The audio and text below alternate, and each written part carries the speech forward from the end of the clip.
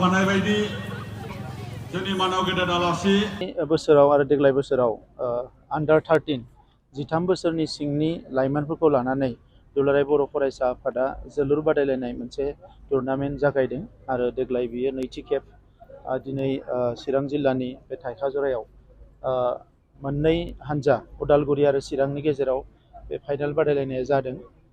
गुबैयै दुलाराय बर' फरायसा आफादा बर' माहारिनि सोरगिदिं जौगानायनि थाखाय मोनसे थांखि लानानै हाबा मावबाय थादों आरो बड'फा उपेन्द्रनाथ ब्रह्मआ बर' माहारिनि सोरगिदिं जौगानायनि थाखायनो दुलाराय बर' फरायसा आफादनो माखासे नोजोर होलांदों। बे नोजोरखौनो लानानै दिनैबो दुलाराय बर' फरायसा आफादनि माखासे हाबाफारिखौ दुलाराय बर' फरायसा आफादा रनसायनायखौ नुनो मोन्दों।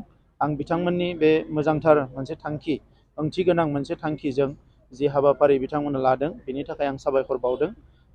जोङो नुनो मोनो जोंनि माहारियाव बिसेस भाबे गेलेनायनि जि बिथिं बेवहाय जोबोद गोसो गुदुं लाइमोनफोर दङ आरो बे लाइमोनफ्रा एसे ट्रेनिं मोनोब्ला एसे कचिं मोनोब्ला एसे सुबिदा मोनोब्ला बे लाइमोनफ्रा नेसनेल इन्टारनेसनेल लेभेलाव गावनि पारफरमेन्सखौ जोबोद मोजाङै दिन्थिनो हागोन।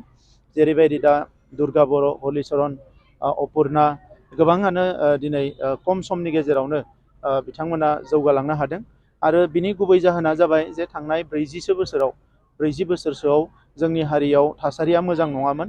दा बिनिखायनो मोजां गेलेगिरि दङब्लाबो बिथांमोना हारिनि सोमावसारनायाव हारिनि जांख्रिथायाव एसे गोसो होनो गोनां जादोंमोन। ओंखायनो गेलेनायाव बिथांमोना गोसो होनो हायाखैमोन।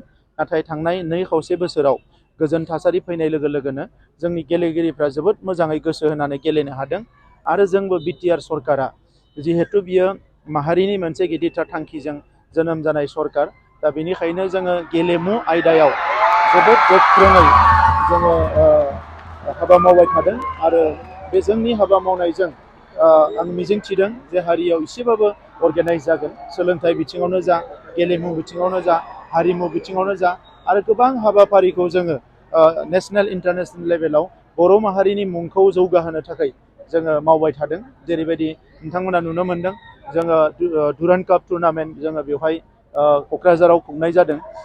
मास मोनसेनि गेजेरावनो बेवहाय स्टेडियाम लुफुंनाय जादों। 13,000 सुबुं जिरायनो हानाय सन्टस ट्रफिनि ग्रुप मेट्स बेयाव जागासिनो दङ। ISPL जादोंमोन। दा बेबायदिनो गोबां हाबाफारि जागासिनो दङ।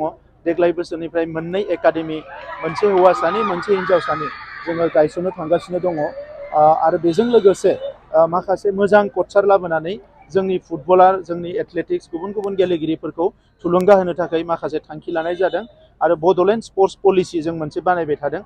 जोंहा मानगोनां सुभाष बसुमतारी साइनि डाइरेक्टरमोन। बिथाङा अल इन्डियायाव गोबां मुं गोनां सासे गेलेनाय बिथिङाव मावख'गिरि हिसाबै दायथ' लाबोदों। दिनै बिथांखौनो जोङो बोसोनगिरि हिसाबै लानानै जोंहा हेमेन्द्रनाथ ब्रह्म दङ, फुटबलनि गोबाव सम आसामनि नेतृत्व होनाय, बिथांमोनखौ लानानै जोंनि मोनसे स्पर्ट्स पलिसि जोङो सोरजिनाय जादों। बे स्पर्ट्स पलिसिजोंनो जोङो इयुनाव जोंनि स्पर्ट्सखौ दावगालांनो थाखाय जों खामानि मावगोन। जोबोद मोजां मोनदों आं बाहाय फैनानै गावनि मानसि आरो गावनि जायगानि मानसिफोर गेलेनायखौ नुनानै दिनै फाइनालाबो दिनै जोंनि जायगानिनो जाहैबाय। बिराद खुसि आं दिनै बाहाय फैनानै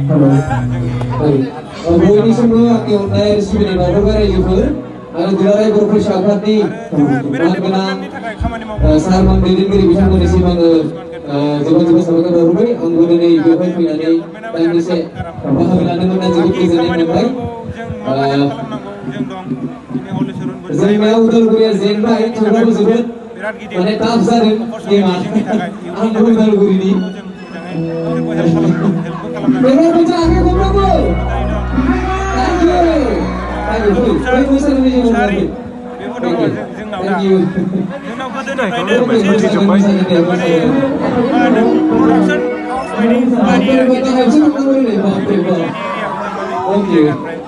आरो जों बेखौ जों डेभेलपमेन्टनि खालामनो थाखाय जों बिराद खामानि मावबोनांगोन आरोखि फिसा खामानि। लाइमोनफोरखौ माबायदि बेफोरबायदियाव गेलेनाय नुदों, गुबुन जौगानायफोरखौ माबायदि खामानि माबायदि इनकारेज जेनेबा जों सापज दिनै साननानै नायदो दिनै जों बे टुर्नामेन्ट जोब्बाय, बे टुर्नामेन्ट जोबखांनायनि उनाव बे गथ'फ्रावहाय माहाय थांगोन जों मिथिया। बेफोरनि थाखाय जों खामानि मावनांगोन। बिसोरखौ जाहाथे जों फुरा सिजोनाव जाहाथे इउज खालामबाय थानो हायोबा, गेलेहोबाय थानो हायोबा